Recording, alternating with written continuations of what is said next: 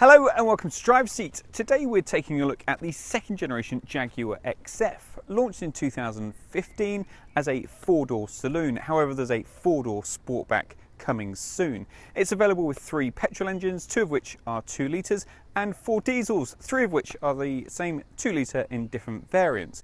The 2 entry-level diesels come with a 6-speed manual gearbox as standard. However, you can get an 8-speed ZF Auto as an option. That automatic is then standard across the rest of the range.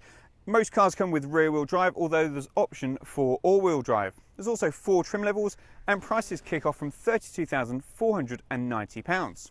Whilst it's up to 190 kilograms lighter than before and 28% stiffer. Also, a stretched wheelbase means there's a lot more room in the back. Inside it feels very traditionally Jag. That's modern, neat and tidy with a lot of piano black trim. It's got this rising gear selector out of the dash, the rotating vents around the side, although they're no longer in the middle.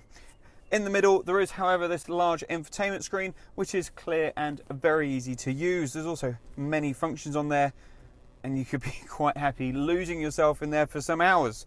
The instrument dial is now digital and clear and very neat and tidy. There's also this lovely wrap-around dash with the Jaguar logo, and I love the Jaguar embossed name on the air vents. We're testing the 2-litre 180 diesel with automatic in R Sport trim. So that means it gets these sporty seats. However, they are height adjustable with a quite flimsy feeling pump lever, which is really disappointing. You'd expect that to be electric. The backrest, however, is electric with a rather cheap feeling switch down the front. The seats are figure hugging, supportive and comfortable. The steering wheel adjusts by rotating this lever down the side and then has good reach and tilt adjustment, so most should be able to get quite comfortable. I'm pretty much in the lower seat position and headroom's not bad, although this grab handle is getting a little bit close and anyone around the 6-foot mark might be getting quite close to that. There's a reasonable sized door bin for storage. There's a little mat up there. It's not really a tray, just a mat on its own. 2 cup holders in the middle and an average sized bin under the central armrest, whilst the glove box isn't too bad. In the roof you do, however, get a sunglasses holder, which is a nice touch. What is disappointing though is this dash trim not only squeaks but is incredibly flexible and is moving an awful lot, and that's really not acceptable in a car of this class.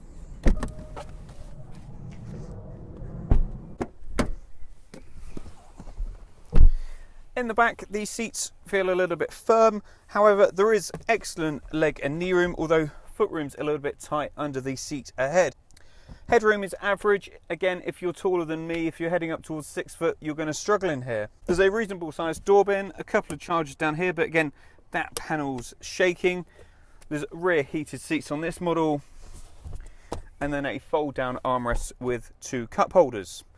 A large central transmission tunnel is going to make it more difficult for 3 to sit across comfortably.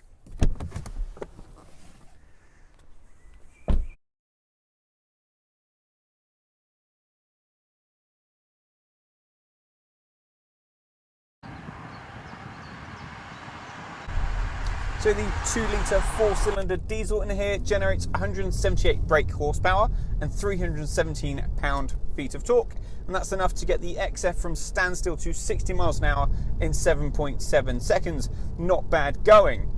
More impressively, it's said to return 65.7 miles per gallon on an official combined cycle and emit 114 grams per kilometre of CO2. However, we've covered about 320 miles on motorways and A roads. It becomes more economical on the motorway, but combined it's returned 46 miles to the gallon. Max torque's available from 1750 revs and max power at 4000. It pulls pretty hard and pretty consistently. In fact, it will go quicker than you realise it's going, mainly because you're listening to the dreadful noise it's making. It's not pleasant at all. At low speeds it's really hummy, it's just not a nice noise, and then more gritty the faster you go and the harder you push it.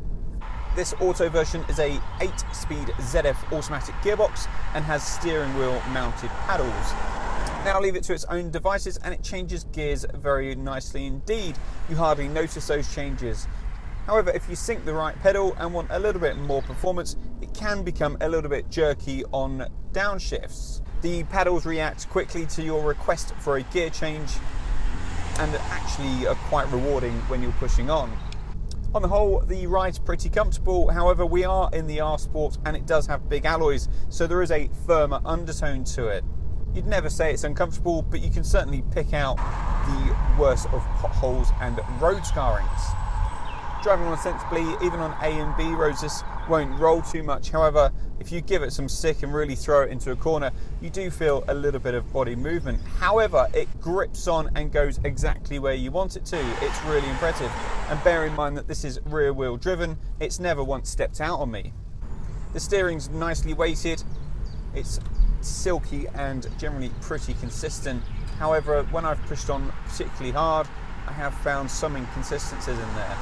If you're after a bit more weight for the steering, then pop it in dynamic mode and it will duly oblige.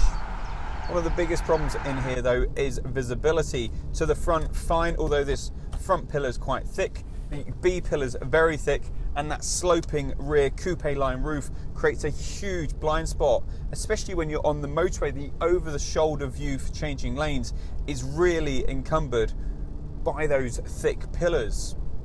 This also doesn't have a reversing camera, so parking in a tighter of car parks, you really do need to pay attention. Refinement's generally pretty good.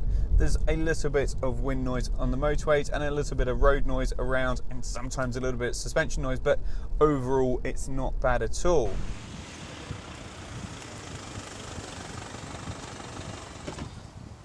Well, the XF certainly has the looks to stand out from the crowd.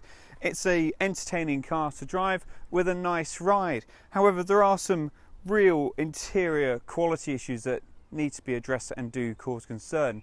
Thanks for watching Driver's Seat. Check out the website for the full review on the XF. Subscribe to our YouTube channel for free and let us know in the comment section below what you think of the XF.